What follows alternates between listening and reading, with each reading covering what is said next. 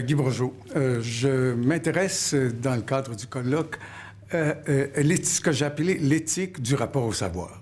Au fond, depuis à peu près 25 ans, 30 ans même, j'ai partagé mes enseignements entre deux groupes. D'une part, en bioéthique, des gens qui viennent plutôt de médecine, de sciences infirmières, mais aussi d'anthropologie, de philosophie et le reste, et dans le champ de l'éducation, à des enseignants d'exercice et plus récemment, assez fortement, à des gens qui se préparent à l'enseignement. Et ce qui me frappe, c'est que le rapport au savoir n'est pas le même.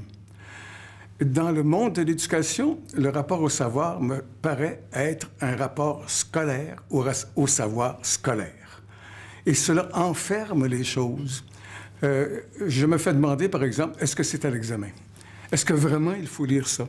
Tandis que dans d'autres groupes, je me fais demander, est-ce que vous auriez des suggestions à faire pour aller plus loin?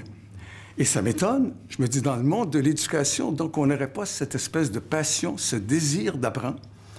L'autre chose qui m'a frappé au fil des années aussi, c'est comment on se contente facilement chez ceux qui vont devenir des professionnels du savoir, en quelque sorte, de l'apprentissage.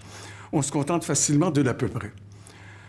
On se contente facilement de ce qui est déjà constitué. On a comme perdu la curiosité. Il me semble, moi, qu'en éthique professionnelle de l'enseignant, il faut avoir gardé cette espèce de curiosité. On a comme un devoir de curiosité, un devoir de dépassement des acquis, un devoir aussi de rigueur.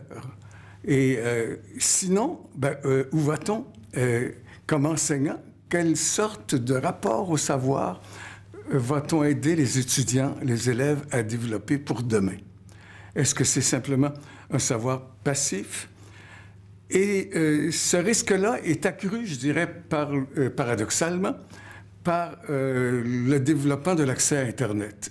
J'observe beaucoup comment, parce qu'on a accès à une infinité d'informations, on pense qu'on sait, on pense qu'on a connu, on pense qu'on comprend. Et on pense qu'on pense. Moi, je pense que si savoir, ça n'est pas en même temps penser. Si apprendre, ça n'est pas apprendre en même temps à penser. C'est quoi? Voilà ce dont je veux parler.